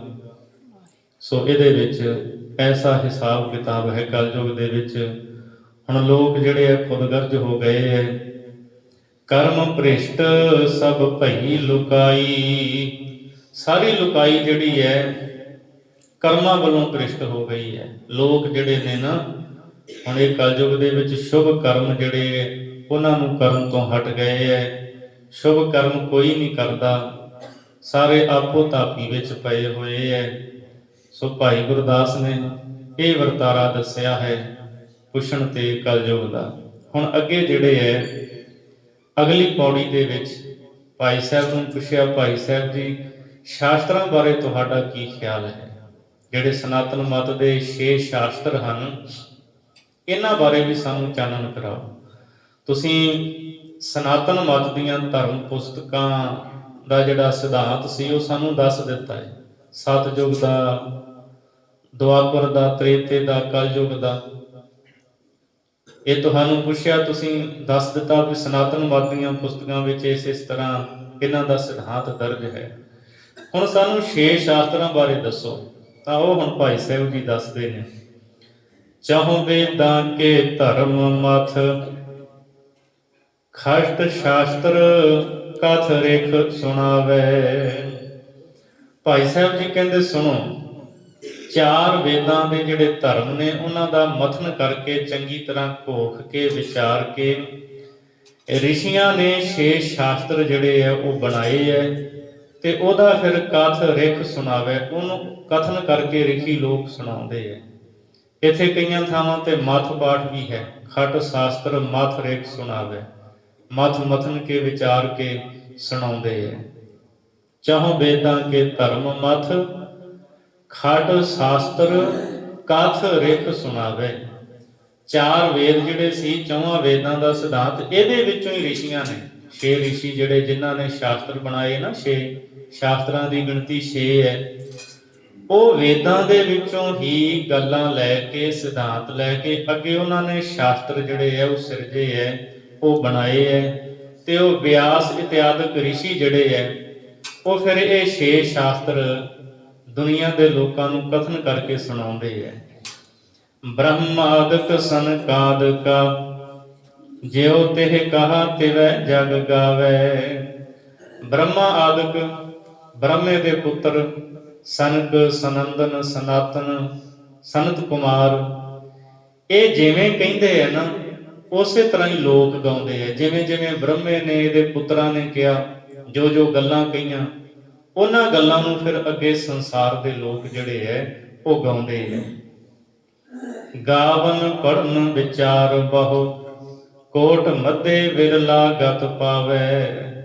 ਭਾਈ ਗੁਰਦਾਸ ਜੀ ਕਹਿੰਦੇ ਉਹਨਾਂ ਗੱਲਾਂ ਨੂੰ ਲੋਕ ਗਾਉਂਦੇ ਵੀ ਐ, ਪੜ੍ਹਦੇ ਵੀ ਐ, ਬਹੁਤੇ ਵਿਚਾਰਦੇ ਵੀ ਐ, ਪਰ ਕਰੋੜਾਂ ਵਿੱਚੋਂ ਕੋਈ ਬੰਦਾ ਹੁੰਦਾ ਜਿਹੜਾ ਮੁਕਤ ਹੁੰਦਾ ਹੈ। ਗਾਉਣ, ਪੜ੍ਹਨ, ਵਿਚਾਰਨ ਵਾਲੇ ਸਾਰੇ ਮੁਕਤ ਨਹੀਂ ਹੁੰਦੇ। ਕੋਈ ਕਰੋੜਾਂ ਵਿੱਚੋਂ ਹੈ, ਕੋਈ ਇੱਕ, ਕੋਈ ਵਿਰਲਾ ਜਿਹੜਾ ਮੁਕਤੀ ਨੂੰ ਪਾਉਂਦਾ, ਜਿਹੜਾ ਮੁਕਤ ਹੋ ਜਾਂਦਾ ਹੈ। ਇਹ ਅਚਰਜ ਮਨ ਆਵੰਦੀ, ਪੜਤ ਗੁਣਤ ਕਿਛ ਭੇਦ, ਕਛ ਭੇਦ ਨਾ ਪਾਵੈ। ਭਾਈ ਸਾਹਿਬ ਜੀ ਕਹਿੰਦੇ ਮਨ ਵਿੱਚ ਬੜੀ ਹੈਰਾਨੀ ਦੀ ਗੱਲ ਆਉਂਦੀ ਹੈ ਵੀ ਲੋਕ ਪੜ੍ਹਦੇ ਵੀ ਹੈ, ਗੁਣਤ ਵਿਚਾਰਦੇ ਵੀ ਹੈ। ਕਈਆਂ ਥਾਵਾਂ ਤੇ ਖਾਲਸਾ ਜੀ ਗੁੜਤ ਵੀ ਲਿਖਿਆ ਹੁੰਦਾ ਰਾੜੇ ਨਾਲ, ਪਰ ਗੁਣਤ ਵਿਚਾਰਨਾ। ਪੜਤ ਗੁਣਤ ਕਛ ਭੇਦ ਨਾ ਪਾਵੇ। ਪੜ੍ਹਦੇ ਨੇ, ਵਿਚਾਰਦੇ ਨੇ, ਪਰ ਭੇਦ ਕੁਛ ਵੀ ਨਹੀਂ ਉਹਨਾਂ ਨੂੰ ਪ੍ਰਾਪਤ ਹੁੰਦਾ। ਪਤਾ ਕੁਛ ਵੀ ਨਹੀਂ ਲੱਗਦਾ ਵੀ ਅਸਲੀਅਤ ਹੈ ਕੀ, ਸਿਧਾਂਤ ਕੀ ਹੈ, ਅਸਲੀ ਗੱਲ ਕੀ ਹੈ। ਪੜ੍ਹਦੇ ਵਿਚਾਰਦੇ ਰਹਿ ਜਾਂਦੇ ਆ, ਪਰ ਅਸਲੀਅਤ ਤੋਂ ਕੋਰੇ ਅਣਜਾਣ ਰਹਿ ਜਾਂਦੇ ਆ। ਜੁਗ ਜੁਗ ਏਕੋ ਵਰਨ ਹੈ, ਕਲ ਯੁਗ ਕਿਉਂ ਬਹੁਤੇ ਦਿਖ ਲਾਵੇ। ਯੁੱਗਾਂ ਯੁੱਗਾਂ ਦੇ ਵਿੱਚ, ਸਤਿਯੁਗ, ਤ੍ਰੇਤੇ, ਦੁਆਪਰ, ਸਾਰੇ ਯੁੱਗਾਂ ਦੇ ਵਿੱਚ ਪਰਮੇਸ਼ਰ ਦਾ ਇੱਕ ਹੀ ਰੂਪ ਰਿਹਾ ਹੈ, ਇੱਕ ਹੀ ਕਥਨ ਕੀਤਾ ਹੈ। ਪਰ ਕਲਯੁਗ ਦੇ ਵਿੱਚ ਹੁਣ ਕਿਉਂ ਬਹੁਤੇ ਦਿਖਾਉਂਦੇ ਹੈ? ਕਿਉਂਕਿ ਭਰਮ ਵਿੱਚ ਲੋਕ ਭੁੱਲ ਗਏ ਹੈ, ਆਪੋ ਆਪਣੀ ਮਤ ਅਨੁਸਾਰ ਕਥਨ ਕਰਦੇ ਹੈ। ਕੋਈ ਕਿਸੇ ਤਰ੍ਹਾਂ ਦੱਸਦਾ, ਕੋਈ ਕਿਸੇ ਤਰ੍ਹਾਂ ਦੱਸਦਾ, ਕੋਈ ਕਿਸੇ ਮੂਰਤੀ ਨੂੰ ਜਿਹੜਾ ਨਾ ਉਹ ਬਣਾ ਲੈਂਦਾ, ਉਹ ਕਹਿੰਦਾ ਇਸ ਤਰ੍ਹਾਂ ਇਹਦੀ ਪੂਜਾ ਕੀ ਕਰੀਏ, ਇਹੀ ਰੱਬ ਹੈ। ਅੱਡੋ ਅੱਡ ਮੂਰਤਾਂ ਬਣਾ ਲਈਆਂ ਲੋਕਾਂ ਨੇ। ਸੋ ਇਸ ਤਰ੍ਹਾਂ ਕਲਯੁਗ ਦੇ ਵਿੱਚ ਜਿਹੜਾ ਨਾ ਉਹ ਬਹੁਤੇ ਦਿਖਾਉਂਦੇ ਹੈ, ਬਹੁਤੇ ਰੱਬ ਦੇ ਭੇਦ ਜਿਹੜੇ ਆ ਉਹ ਵੀ ਦੱਸਦੇ ਹੈ। ਜੁਗ ਜੁਗ ਏਕੋ ਵਰਨ ਹੈ, ਕਲਯੁਗ ਕਿਉਂ ਬਹੁਤੇ ਦਿਖ ਲਾਵੇ। ਯੁੱਗਾਂ ਯੁੱਗਾਂ ਦਾ ਇੱਕੋ ਹੀ ਵਰਨ, ਇੱਕੋ ਪ੍ਰਭੂ ਤੇ ਇੱਕੋ ਹੀ ਧਰਮ ਦਾ ਰੂਪ ਹੈ, ਪਰ ਕਲਯੁਗ ਦੇ ਵਿੱਚ ਹੁਣ ਬਹੁਤ ਰੂਪ ਕਿਉਂ ਦੱਸਦੇ ਆ? ਉਹਦਾ ਅੱਗੇ ਦੱਸਦੇ ਆ ਕਾਰਨ। ਜੰਦਰੇ ਵਜੇ ਤ੍ਰਿਹੁ ਜੁਗੀ, ਕਥ ਪੜ ਰਹਿ ਭਰਮ ਨਹਿ ਜਾਵੇ। ਵੀ ਜਿਹੜੇ 3 ਯੁੱਗ ਪਹਿਲੇ ਹੋਏ ਨਾ, ਕਲਯੁਗ ਤੋਂ ਪਹਿਲੇ, ਜੰਦਰੇ ਵਜੇ ਤ੍ਰਿਹੁ ਜੁਗੀ, ਉਹ ਜੋ ਜੋ ਲੋਕ ਕਰਦੇ ਸੀ ਕਰਮ ਧਰਮ, ਉਹਨਾਂ ਸਾਰਿਆਂ ਨੂੰ ਜਿੰਦਰੇ ਹੀ ਵੱਜ ਗਏ, ਉਹ ਕਰਨੋਂ ਹੀ ਹਟ ਗਏ ਹੈ। ਤੇ ਹੁਣ ਸਿਰਫ ਕਥਨ ਤੇ ਪੜ੍ਹਨ ਤੱਕ ਹੀ ਸੀਮਤ ਨੇ। ਕਥਨ ਤੇ ਪੜ੍ਹਨ ਦੇ ਨਾਲ ਭਰਮ ਨਹੀਂ ਜਾਂਦਾ, ਕਿਉਂਕਿ ਕਮਾਈ ਨਹੀਂ ਕਰਦੇ। ਜਿਉ ਕਰ ਕਥਿਆ 4 ਵੇਦ, ਖਟ ਸ਼ਾਸਤਰ ਸੰਗ ਸਾਖ ਸੁਣਾਵੇ। ਭਾਈ ਗੁਰਦਾਸ ਜੀ ਕਹਿੰਦੇ ਸੁਣੋ, ਜਿਉ ਕਰ ਕਥਿਆ 4 ਵੇਦ, ਜਿਵੇਂ 4 ਵੇਦਾਂ ਦੇ ਵਿੱਚ ਸਿਧਾਂਤ ਕਥਨ ਕੀਤਾ ਹੈ ਨਾ, ਫਿਰ ਅੱਗੇ 6 ਸ਼ਾਸਤਰ ਜਿਹੜੇ ਬਣੇ ਨੇ ਉਹ ਅੱਗੇ ਵੇਦਾਂ ਤੋਂ ਹੀ ਬਣੇ ਨੇ। 6 ਰਿਸ਼ੀ ਉਹ 6 ਸ਼ਾਸਤਰਾਂ ਦੇ ਕਰਤੇ ਨੇ। 4 ਵੇਦਾਂ ਦੇ ਸਿਧਾਂਤ ਨੂੰ ਉਹਨਾਂ ਨੇ ਵਾਚਿਆ ਤੇ 6 ਸ਼ਾਸਤਰਾਂ ਦੇ ਨਾਲ ਇਹਨਾਂ ਵੇਦਾਂ ਦੀ ਸਾਖ ਗਵਾਹੀ ਸੁਣਾਉਂਦੇ ਆ ਵੀ ਵੇਦ ਇਸ ਤਰ੍ਹਾਂ ਕਹਿੰਦੇ ਨੇ। ਇੱਥੇ ਸਾਖ ਦਾ ਅਰਥ ਗਵਾਹੀ ਹੈ, ਵੀ ਉਹ ਗਵਾਹੀ ਦਿੰਦੇ ਆ ਵੇਦ ਧਰਮ ਗ੍ਰੰਥ ਦੀ, ਵੀ ਉਹਦੇ ਵਿੱਚ ਇਸ ਤਰ੍ਹਾਂ ਲਿਖਿਆ ਹੈ, ਰਿਗਵੇਦ ਵਿੱਚ ਇਸ ਤਰ੍ਹਾਂ, ਸਾਮਵੇਦ ਵਿੱਚ ਇਸ ਤਰ੍ਹਾਂ, ਯੁਜੁਰ ਵਿੱਚ ਇਸ ਤਰ੍ਹਾਂ। ਉਹ ਦੱਸਦੇ ਆ ਵੀ ਐਸ ਵੇਦ ਵਿੱਚ ਆਹ ਗੱਲ ਲਿਖੀ ਹੈ, ਨਾਲ ਗਵਾਹੀ ਦਿੰਦੇ ਆ। ਆਪੋ ਆਪਣੇ ਮਤ ਸਭ ਗਾਵੇ। ਭਾਈ ਗੁਰਦਾਸ ਜੀ ਕਹਿੰਦੇ ਸਾਰੇ ਆਪੋ ਆਪਣੇ ਮਤ ਨੂੰ ਹੀ ਗਾਉਂਦੇ ਐ। ਇਹਨਾਂ ਧਰਮ ਗ੍ਰੰਥਾਂ ਦੇ ਵਿੱਚ ਮਤਾਂ ਮਤਾਂਤਰਾਂ ਦੇ ਬਹੁਤ ਵੱਡੇ ਰੌਲੇ ਹਨ। ਕੋਈ ਕਿਸੇ ਤਰ੍ਹਾਂ ਦੱਸ ਰਿਹਾ, ਕੋਈ ਕਿਸੇ ਤਰ੍ਹਾਂ ਦੱਸ ਰਿਹਾ, ਇੱਕ ਦੀ ਗੱਲ ਦੂਜੇ ਨਾਲ ਨਹੀਂ ਮਿਲਦੀ ਤੇ ਬੰਦਾ ਭਰਮ 'ਚ ਪੈ ਜਾਂਦਾ ਵੀ ਆਹ ਸਹੀ ਹੈ ਕਿ ਆਹ ਸਹੀ ਹੈ, ਕਿਹਨੂੰ ਸਹੀ ਮੰਨੀਏ। ਤਾਂ ਭਾਈ ਸਾਹਿਬ ਜੀ ਨੂੰ ਪੁੱਛਿਆ, ਤੁਸੀਂ ਦੱਸੋ। ਭਾਈ ਸਾਹਿਬ ਜੀ ਕਹਿੰਦੇ ਸਾਰੇ ਆਪੋ ਆਪਣੀ ਮਤ ਗਾਉਂਦੇ ਹੈ। ਗੁਰਮਤਿ ਦੀ ਗੱਲ ਮੈਂ ਤੁਹਾਨੂੰ ਅੱਗੇ ਦੱਸਾਂਗਾ ਵੀ ਗੁਰਮਤਿ ਕੀ ਕਹਿੰਦੀ ਹੈ, ਗੁਰੂ ਦੀ ਸਿੱਖਿਆ, ਗੁਰੂ ਦੀ ਮਤ ਕੀ ਦੱਸਦੀ ਹੈ। ਇਹ ਤਾਂ ਆਪੋ ਆਪਣੇ ਰੌਲਿਆਂ ਵਿੱਚ ਪਏ ਹੋਏ ਹੈ। ਹੁਣ ਅਗਲੀ ਪੌੜੀ, 9ਵੀਂ ਪੌੜੀ ਜਿਹੜੀ ਹੈ ਪਹਿਲੀ ਵਾਰ ਦੀ, ਭਾਈ ਸਾਹਿਬ ਜੀ ਹੁਣ ਇਹਦੇ ਵਿੱਚ ਦੱਸਦੇ ਨੇ। 6 ਸ਼ਾਸਤਰ ਹੈ ਨਾ, ਇੱਕ ਇੱਕ ਪੌੜੀ ਇੱਕ ਇੱਕ ਸ਼ਾਸਤਰ ਦੇ ਪ੍ਰਥਾਏ ਭਾਈ ਸਾਹਿਬ ਜੀ ਦੱਸਣਗੇ, ਉਚਾਰਨਗੇ। ਸਭ ਤੋਂ ਪਹਿਲਾਂ ਨਿਆਏ ਸ਼ਾਸਤਰ ਦੀ ਗੱਲ ਕਰਦੇ ਆ। 6 ਸ਼ਾਸਤਰਾਂ ਦੇ ਵੱਖੋ ਵੱਖਰੇ ਨਾਂ ਨੇ। ਪਹਿਲਾ ਹੈ ਨਿਆਏ ਸ਼ਾਸਤਰ। ਭਾਈ ਸਾਹਿਬ ਨੂੰ ਪੁੱਛੀਏ, ਭਾਈ ਸਾਹਿਬ ਜੀ ਜਿਹੜਾ ਨਿਆਏ ਸ਼ਾਸਤਰ ਹੈ, ਇਹਨੂੰ ਲਿਖਣ ਵਾਲਾ, ਰਚਣ ਵਾਲਾ ਕੌਣ ਹੈ? ਸਾਨੂੰ ਨਿਆਏ ਸ਼ਾਸਤਰ ਬਾਰੇ ਕੁਝ ਜਾਣਕਾਰੀ ਦਿਵੋ। ਉਹਦੇ ਕੀ ਖਿਆਲ ਨੇ, ਉਹ ਕੀ ਗੱਲ ਨੂੰ ਮੰਨਦਾ ਹੈ? ਤੇ ਭਾਈ ਸਾਹਿਬ ਹੁਣ ਦੱਸਦੇ ਨੇ ਜਿਹੜਾ ਨਿਆਏ ਸ਼ਾਸਤਰ ਹੈ ਨਾ 6 ਸ਼ਾਸਤਰਾਂ ਵਿੱਚੋਂ, ਉਹਦੇ ਬਾਰੇ ਸੁਣੋ। ਗੌਤਮ ਤਪੇ ਵਿਚਾਰ ਕੈ ਰਿਗ ਵੇਦ ਕੀ ਕਥਾ ਸੁਣਾਈ। ਭਾਈ ਸਾਹਿਬ ਜੀ ਕਹਿੰਦੇ ਜਿਹੜਾ ਨਿਆਏ ਸ਼ਾਸਤਰ ਹੈ, ਇਹਦਾ ਕਰਤਾ ਜਿਹੜਾ ਨਾ ਗੌਤਮ ਰਿਸ਼ੀ ਹੈ। ਉਹ ਰਿਸ਼ੀ ਦਾ ਨਾਮ ਹੈ ਗੌਤਮ। ਗੌਤਮ ਰਿਸ਼ੀ ਤਪਾ ਜਿਹੜਾ ਨਾ, ਉਹਨੇ ਵਿਚਾਰ ਕੇ ਰਿਗ ਵੇਦ ਦੀ ਕਥਾ ਹੀ ਲੋਕਾਂ ਨੂੰ ਸੁਣਾਈ ਹੈ। ਗੌਤਮ ਰਿਸ਼ੀ ਜਿਹੜਾ ਨਾ, ਉਹ ਨਿਆਏ ਸ਼ਾਸਤਰ ਨੂੰ ਰਚਦਾ ਹੈ। ਰਿਗ ਵੇਦ ਦੀਆਂ ਗੱਲਾਂ ਉਹ ਨਿਆਏ ਸ਼ਾਸਤਰ ਵਿੱਚ ਲਿਖ ਕੇ ਕਹਿੰਦਾ ਹੈ ਵੀ ਰਿਗ ਵੇਦ ਜਿਹੜਾ ਉਹ ਇਸ ਤਰ੍ਹਾਂ ਦੱਸਦਾ ਹੈ, ਆਹ ਗੱਲ ਰਿਗ ਵੇਦ ਵਿੱਚ ਲਿਖੀ ਹੈ। ਉਹ ਰਿਗ ਵੇਦ ਦੀ ਕਥਾ ਹੀ ਲੋਕਾਂ ਨੂੰ ਸੁਣਾਉਂਦਾ ਹੈ। ਨਿਆਏ ਸ਼ਾਸਤਰ ਕੋ ਮੱਥ ਕਰ ਸਭ ਵਿਦ ਕਰਤੇ ਹੱਥ ਜਣਾਈ। ਨਿਆਏ ਸ਼ਾਸਤਰ ਨੂੰ ਰਚ ਕੇ, ਬਣਾ ਕੇ, ਫਿਰ ਉਹਨੂੰ ਮਥਨ ਕਰਕੇ, ਮਥਨ ਤੋਂ ਭਾਵ ਘੋਖਣਾ, ਵਿਚਾਰਨਾ, ਪੜ੍ਹਨਾ ਚੰਗੀ ਤਰ੍ਹਾਂ। ਨਿਆਏ ਸ਼ਾਸਤਰ ਨੂੰ ਚੰਗੀ ਤਰ੍ਹਾਂ ਪੜ੍ਹ ਕੇ, ਵਿਚਾਰ ਕੇ, ਉਹ ਦੁਨੀਆ ਨੂੰ ਇਹ ਗੱਲ ਦੱਸਦਾ ਵੀ ਕਰਤੇ ਦੇ ਹੱਥ ਵਿੱਚ ਹੀ ਸਾਰੀ ਵਿਧੀ ਹੈ। ਬਣਾਉਣਾ, ਮਿਟਣਾ, ਜਨਮ ਮਰਨ, ਉਹ ਦੁਨੀਆ ਦੇ ਲੋਕਾਂ ਨੂੰ ਇਹ ਗੱਲ ਸੁਣਾਉਂਦਾ ਵੀ ਸਾਰਾ ਕੁਝ ਕਰਤੇ ਦੇ ਹੱਥ ਵਿੱਚ ਹੀ ਹੈ। ਇਹ ਜਣਾਉਂਦਾ ਲੋਕਾਂ ਨੂੰ। ਸਭ ਕਛ ਕਰਤੇ ਵਸ ਹੈ, ਹੋਰ ਬਾਤ ਵਿੱਚ ਚੱਲੇ ਨਾ ਕਾਈ। ਗੌਤਮ ਰਿਸ਼ੀ ਨਿਆਏ ਸ਼ਾਸਤਰ ਵਾਲਾ ਦੱਸਦਾ ਵੀ ਦੁਨੀਆ ਦੇ ਲੋਕੋ ਸਭ ਕੁਝ ਕਰਤੇ ਦੇ ਅਧੀਨ ਹੈ, ਹੋਰ ਇਹਦੇ ਵਿੱਚ ਕਿਸੇ ਦੀ ਕੋਈ ਗੱਲ ਨਹੀਂ ਚੱਲ ਸਕਦੀ, ਸਿਰਫ ਕਰਤੇ ਦੀ ਹੀ ਮਰਜ਼ੀ ਚੱਲਦੀ ਹੈ। ਦੁਹੀ ਸ੍ਰੀ ਕਰਤਾਰ ਹੈ, ਆਪ ਨਿਆਰਾ ਕਰ ਦਿਖਲਾਈ। ਉਹ ਲੋਕਾਂ ਨੂੰ ਇਹ ਗੱਲ ਕਹਿੰਦਾ ਹੈ ਵੀ ਜਿਹੜੇ ਦੋ ਸਿਰੇ ਨੇ ਨਾ, ਪਾਪ ਪੁੰਨ, ਲੋਕ ਤਾਂ ਇਹਦੇ ਵਿੱਚ ਨੇ, ਪਰ ਜਿਹੜਾ ਕਰਤਾਰ ਹੈ ਉਹ ਪਾਪ ਤੇ ਪੁੰਨ ਤੋਂ ਵੱਖਰਾ ਹੋ ਕੇ ਦਿਖਾਉਂਦਾ ਹੈ। ਨਾ ਉਹਨੂੰ ਪਾਪ ਹੈ, ਨਾ ਉਹਨੂੰ ਪੁੰਨ ਹੈ, ਉਹ ਇਹਦੇ ਤੋਂ ਨਿਆਰਾ ਹੈ। ਕਰਤਾ ਜਿਹੜਾ ਉਹ ਵੱਖਰਾ ਹੈ। ਫਿਰ ਭਾਈ ਸਾਹਿਬ ਨੂੰ ਪੁੱਛਿਆ ਵੀ ਭਾਈ ਸਾਹਿਬ ਜੀ ਕੀ ਜਿਹੜਾ ਗੌਤਮ ਰਿਸ਼ੀ ਹੈ ਨਾ, ਜਿਹੜਾ ਨਿਆਏ ਸ਼ਾਸਤਰ ਦਾ ਕਰਤਾ, ਕੀ ਉਹਨੇ ਕਰਤੇ ਨੂੰ ਵੇਖਿਆ? ਭਾਈ ਸਾਹਿਬ ਜੀ ਕਹਿੰਦੇ ਨਹੀਂ ਨਹੀਂ, ਇਹ ਇਸ ਤਰ੍ਹਾਂ ਨਹੀਂ। ਕਰਤਾ ਕਿਨੈ ਨਾ ਦੇਖਿਆ, ਕੁਦਰਤ ਅੰਦਰ ਭਰਮ ਭੁਲਾਈ। ਭਾਈ ਸਾਹਿਬ ਜੀ ਕਹਿੰਦੇ ਕਰਤਾ ਪੁਰਖ ਨਹੀਂ ਕਿਸੇ ਨੇ ਵੇਖਿਆ, ਪਰ ਕਰਤੇ ਦੀ ਆ ਜਿਹੜੀ ਕੁਦਰਤ ਹੈ ਨਾ, ਇਹਦੇ ਵਿੱਚ ਹੀ ਸਾਰੇ ਭਰਮਾਂ ਵਿੱਚ ਭੁੱਲੇ ਫਿਰਦੇ ਹੈ। ਕੁਦਰਤ ਦੇ ਵਿੱਚ ਹੀ ਭਰਮਾਂ ਵਿੱਚ ਭੁੱਲੇ ਫਿਰਦੇ ਹੈ। ਇਸ ਕੁਦਰਤ ਦੇ ਵਿੱਚ ਹੀ ਗਵਾਚ ਗਏ, ਭਰਮ ਪੈਦਾ ਹੋ ਗਏ ਬੰਦਿਆਂ ਦੇ ਅੰਦਰ, ਤੇ ਸਾਰੇ ਹੀ ਭੁੱਲੇ ਫਿਰਦੇ, ਉਹਨੂੰ ਵੇਖਿਆ ਕਿਸੇ ਨਹੀਂ ਹੈ। ਸੋਹੰ ਬ੍ਰਹਮ ਛਪਾਏ ਕੈ ਪੜਦਾ ਭਰਮ ਕਰਤਾਰ ਸੁਣਾਈ। ਜਿਹੜਾ ਮਹਾਵਾਕ ਸੀ ਨਾ, ਸੋਹੰ ਬ੍ਰਹਮ, ਵੀ ਉਹ ਬ੍ਰਾਹਮੀ ਸਭ ਕੁਝ ਹੈ, ਉਹ ਬ੍ਰਾਹਮੀ ਮੈਂ ਹਾਂ, ਉਸੇ ਵਿੱਚੋਂ ਹਾਂ। ਤਾਂ ਇਹ ਜਿਹੜੀ ਗੱਲ ਨਾ, ਉਹ ਲੁਕਾ ਲਈ ਗੌਤਮ ਨੇ, ਨਿਆਏ ਸ਼ਾਸਤਰ ਦੇ ਕਰਤੇ ਨੇ ਇਹ ਗੱਲ ਸੋਹੰ ਬ੍ਰਹਮ ਨੂੰ ਲੁਕਾ ਲਿਆ।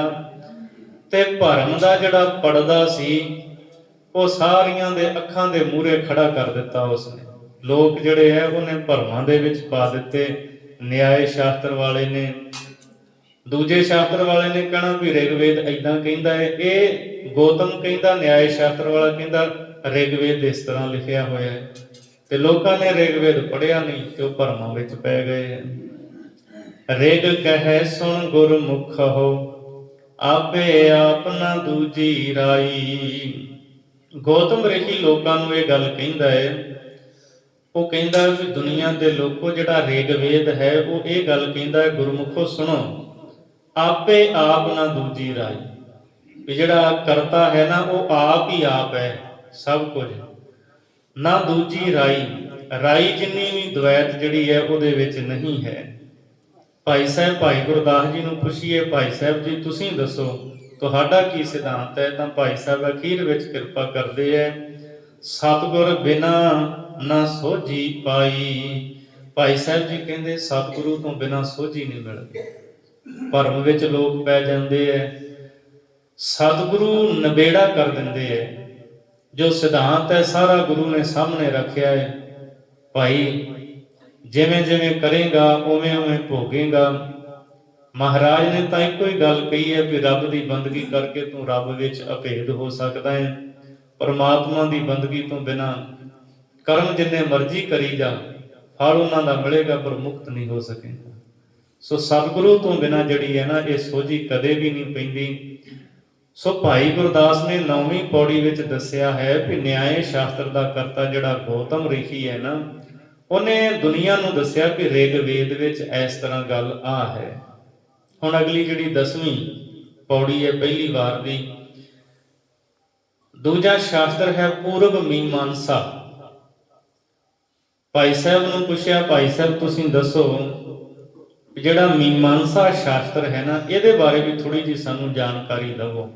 ਤਾਂ ਭਾਈ ਸਾਹਿਬ ਦੱਸਦੇ ਹੈ, ਫਿਰ ਜੈ ਮਨ ਰਿਖ ਬੋਲਿਆ ਜੁਜਰ ਵੇਦ ਮਥ ਕਥਾ ਸੁਣਾਵੇ।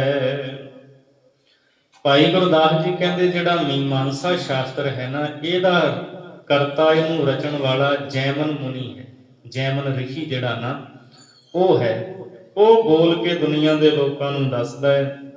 ਯੁਜਰ ਵੇਦ ਮਥ ਕਥਾ ਸੁਣਾਵੇ। ਜਿਹੜਾ ਯੁਜਰ ਵੇਦ ਹੈ ਨਾ ਉਹਨੂੰ ਚੰਗੀ ਤਰ੍ਹਾਂ ਘੋਕ ਕੇ ਉਹਦਾ ਮੰਥਨ ਕਰਕੇ ਦੁਨੀਆ ਦੇ ਲੋਕਾਂ ਨੂੰ ਇਹ ਕਥਾ ਸੁਣਾਉਂਦਾ ਹੈ। ਉਹ ਕੀ ਕਹਿੰਦਾ ਹੈ ਮੀਮਾਂਸਾ ਵਾਲਾ ਜੈਮਨ ਰਿਸ਼ੀ?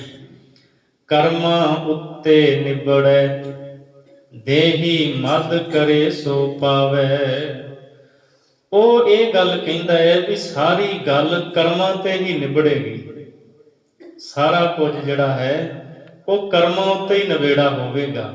ਮੀਮਾਂਸਾ ਦਾ ਸਿਧਾਂਤ ਇਹ ਕਹਿੰਦਾ ਹੈ ਇਸ ਦੇਹੀ ਮਦ, ਇਸ ਸਰੀਰ ਦੇ ਵਿੱਚ ਜੋ ਕਰੇਗਾ ਉਹ ਉਵੇਂ ਦਾ ਫਲ ਪਾ ਲਵੇਗਾ। ਥਾਪਸ ਕਰਮ ਸੰਸਾਰ ਵਿੱਚ ਕਰਮ ਵਾਸ ਕਰ ਆਵੇ ਜਾਵੇ। ਮੀਮਾਂਸਾ ਦੇ ਕਰਤੇ ਜੈਮਨ ਰਿਸ਼ੀ ਨੇ ਸੰਸਾਰ ਦੇ ਵਿੱਚ ਕਰਮ ਕਰਨੇ ਸਥਾਪਿਤ ਕਰ ਦਿੱਤੇ। ਬਸ ਉਹ ਇਹ ਨਹੀਂ ਕਹਿੰਦਾ ਵੀ ਬੰਦਗੀ ਕਰੋ ਨਾਮ ਜਪੋ, ਉਹ ਕਹਿੰਦਾ ਕਰਮ ਕਰੋ, ਕਰਮ ਕਰੋ। ਉਹਨੇ ਕਰਮ ਕਾਂਡ ਹੀ ਸੰਸਾਰ ਵਿੱਚ ਸਥਾਪਿਤ ਕਰ ਦਿੱਤੇ। ਤੇ ਜੈਮਨ ਰਿਸ਼ੀ ਇਹ ਗੱਲ ਕਹਿੰਦਾ ਹੈ ਕਰਮ ਵਾਸ ਕਰ ਆਵੇ ਜਾਵੇ, ਵੀ ਜਿਹੜਾ ਮਨੁੱਖ ਹੈ ਇਹ ਕਰਮ ਕਰਦਾ ਹੋਇਆ ਜਦੋਂ ਇਹਨਾਂ ਦੀ ਵਾਸ਼ਨਾ ਵਿੱਚ ਪੈ ਜਾਂਦਾ ਹੈ ਉਦੋਂ ਫਿਰ ਆਉਂਦਾ ਜਾਂਦਾ ਹੈ। ਕਰਮਾਂ ਦੀ ਵਾਸ਼ਨਾ ਕਰਕੇ ਜੰਮਣ ਮਰਨ ਜਿਹੜਾ ਨਾ ਬੰਦੇ ਦਾ ਬਣਿਆ ਰਹਿੰਦਾ ਹੈ। ਸਹਿਸਾ ਮਨਹੁ ਨ ਚੁਕਾਈ ਕਰਮਾਂ ਅੰਦਰ ਭਰਮ ਭੁਲਾਵੇ। ਲੋਕ ਕਰਮ ਕਰਦੇ ਨੇ, ਨਾਮ ਜਪਦੇ ਨਹੀਂ, ਇਸ ਕਰਕੇ ਮਨ ਦੇ ਵਿੱਚੋਂ ਸ਼ੰਕਾ ਨਹੀਂ ਦੂਰ ਹੁੰਦਾ ਤੇ ਕਰਮਾਂ ਦੇ ਵਿੱਚ ਪਏ ਹੋਏ ਭਰਮਾਂ ਦੇ ਵਿੱਚ ਭੁੱਲ ਜਾਂਦੇ ਐ, ਪਰਮਾਤਮਾ ਨੂੰ ਭੁੱਲ ਜਾਂਦੇ ਐ, ਸੱਚ ਨੂੰ ਝੂਠ, ਝੂਠ ਨੂੰ ਸੱਚ ਮੰਨ ਲੈਂਦੇ ਐ। ਬਸ ਇਸ ਭਰਮਾਂ ਵਿੱਚ ਭੁੱਲ ਜਾਂਦੇ ਐ ਸਾਰੇ ਲੋਕ। ਭਰਮ ਵਰਤਨ ਜਗਤ ਕੀ ਇੱਕੋ ਮਾਇਆ ਬ੍ਰਹਮ ਕਹਾਵੇ। ਇਹਨੇ ਨਾ ਕਰਮਾਂ ਦੇ ਵਿੱਚ ਐਸਾ ਲੋਕਾਂ ਨੂੰ ਫਸਾਇਆ ਜੈਮਨ ਰਿਸ਼ੀ ਨੇ, ਕਰਮਾਂ 'ਚ ਫਸ ਕੇ ਲੋਕ ਜਿਹੜੇ ਭਰਮਾਂ 'ਚ ਪੈ ਗਏ। ਫਿਰ ਇੱਕੇ ਹੀ ਸਮੇਂ ਭਰਮ ਹੀ ਜਗਤ ਦਾ ਵੱਡਾ ਵਰਤਣ ਵਿਹਾਰ ਬਣ ਗਿਆ। ਸੰਸਾਰ ਦਾ ਜਿਹੜਾ ਵਰਤਣ ਵਿਹਾਰ ਨਾ ਲੋਕਾਂ ਨੇ ਭਰਮ ਨੂੰ ਹੀ ਬਣਾ ਲਿਆ। ਬਸ ਇੱਕੋ ਮਾਇਆ ਬ੍ਰਹਮ ਕਹਾਵੇ। ਤੇ ਭਰਮ ਨੇ ਕੀ ਕੀਤਾ, ਮਾਇਆ ਤੇ ਬ੍ਰਹਮ ਨੂੰ ਇੱਕੋ ਜਿਹਾ ਵਿਖਾ ਦਿੱਤਾ।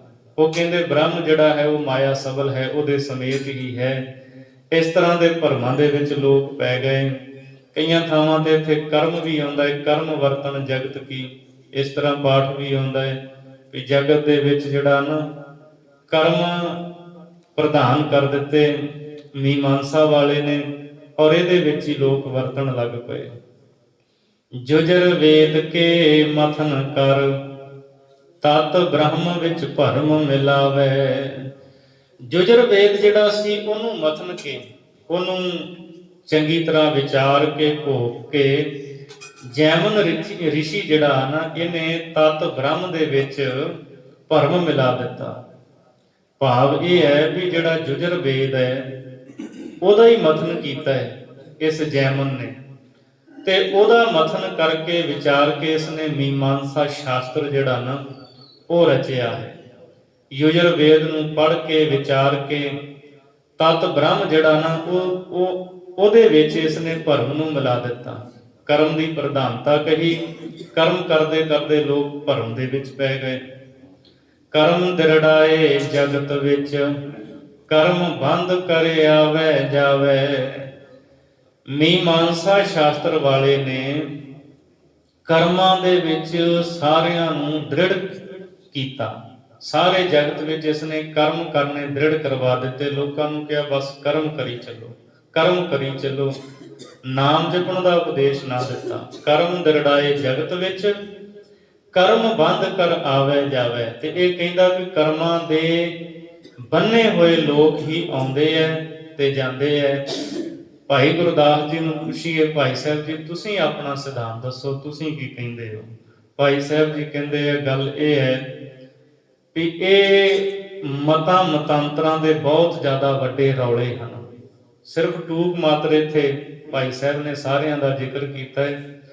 ਜੇ ਇਹਨਾਂ ਦੇ ਸਿਧਾਂਤ, ਇਹਨਾਂ ਦੇ ਰੌਲਿਆਂ ਦੀ ਆਪਾਂ ਗੱਲ ਕਰਾਂਗੇ ਨਾ, ਉਹਦੇ ਵਿੱਚ ਆਹ ਲਿਖਿਆ, ਉਹਦੇ ਵਿੱਚ ਆਹ ਲਿਖ ਲਿਆ, ਆਪਾਂ ਵੀ ਭਰਮ ਵਿੱਚ ਪੈ ਜਾਣਾ। ਸਮਝ ਆਪਾਂ ਨੂੰ ਵੀ ਨਹੀਂ ਪੈਣੀ ਵੀ ਹੋ ਕੀ ਰਿਹਾ, ਉੱਥੇ ਇਹ ਹੈ ਗੱਲ ਲਿਖੀ, ਇੱਥੇ ਆਹ ਗੱਲ ਲਿਖੀ ਹੈ। ਭਾਈ ਗੁਰਦਾਸ ਜੀ ਕਹਿੰਦੇ ਸਿੱਧੇ ਸ਼ਬਦਾਂ ਵਿੱਚ ਇੰਨੀ ਗੱਲ ਸਮਝ ਲਓ ਵੀ ਇਹਨਾਂ ਦੇ ਮਤਾਂ ਮਤਾਂਤਰਾਂ ਦੇ ਛੋਟੇ ਨਹੀਂ, ਬਹੁਤ ਵੱਡੇ ਰੌਲੇ ਹਨ। ਪਰ ਸਤਿਗੁਰ ਬਿਨਾ ਨ ਸਹਿਸਾ ਜਾਵੇ। ਗੁਰੂ ਨਾਨਕ ਸਾਹਿਬ ਕਿਉਂ ਆਏ, ਕੀ ਕਾਰਨ ਸੀ ਸਤਿਗੁਰੂ ਦਾ? ਮਹਾਰਾਜ ਨੇ ਇਹ ਸ਼ੰਕਿਆਂ ਦੇ ਭਰਮਾਂ ਦੇ ਵਿੱਚੋਂ ਸਾਰਿਆਂ ਨੂੰ ਕੱਢਣਾ ਸੀ। ਸਮਰੱਥ ਗੁਰੂ ਤੋਂ ਬਿਨਾਂ ਜਿਹੜਾ ਨਾ ਮਨ ਦਾ ਸੰਸਾ ਭਰਮ ਹੈ, ਭਾਈ ਗੁਰਦਾਸ ਜੀ ਕਹਿੰਦੇ ਕਦੇ ਵੀ ਦੂਰ ਨਹੀਂ ਹੁੰਦਾ। ਸੋ ਇਹ 10 ਪੌੜੀ ਤੱਕ ਆਪਾਂ ਵਿਚਾਰ ਕੀਤੀ ਹੈ। ਇੱਕ ਸ਼ਾਸਤਰ ਦੇ ਵਰਤਾਏ ਜੋ ਇੱਕ ਪੌੜੀ ਦੇ ਵਿੱਚ ਕਥਨ ਕਰਕੇ ਫਿਰ ਅੱਗੇ ਭਾਈ ਗੁਰਦਾਸ ਜੀ ਗੁਰੂ ਨਾਨਕ ਸਾਹਿਬ ਸੱਚੇ ਪਾਤਸ਼ਾਹ ਦਾ ਆਗਮਨ, ਸਤਿਗੁਰੂ ਦੇ ਇਤਿਹਾਸ ਨੂੰ ਸੰਖੇਪ ਸ਼ਬਦਾਂ ਦੇ ਵਿੱਚ ਸਾਡੇ ਸਾਰਿਆਂ ਦੇ ਸਾਹਮਣੇ ਰੱਖਣਗੇ। ਆਪਾਂ ਜਿਵੇਂ ਜਿਵੇਂ ਸਤਿਗੁਰੂ ਕਿਰਪਾ ਕਰਦੇ ਆ ਵਿਚਾਰਾਂ ਕਰਾਂਗੇ। ਸੋ ਇੱਥੋਂ ਤੱਕ ਵਿਚਾਰ ਕਰਦੇ ਆ ਹੋਈਆਂ ਭੁੱਲਾਂ ਦੀ ਖਿਮਾ ਬਖਸ਼ਣੀ, ਅਗਾਂਹ ਵਾਸਤੇ ਸੁਮਤ ਬਖਸ਼ਣੀ ਜੀ। ਕਰਮ ਦਿਰੜਾਏ ਜਗਤ ਵਿੱਚ, ਕਰਮ ਬੰਦ ਕਰ ਆਵੇ ਜਾਵੇ। ਸਤਿਗੁਰ ਬਿਨਾ ਨ ਸਹਿਸਾ ਜਾਵੇ। ਵਾਹਿਗੁਰੂ ਜੀ ਕਾ ਖਾਲਸਾ, ਵਾਹਿਗੁਰੂ ਜੀ ਕੀ ਫਤਿਹ।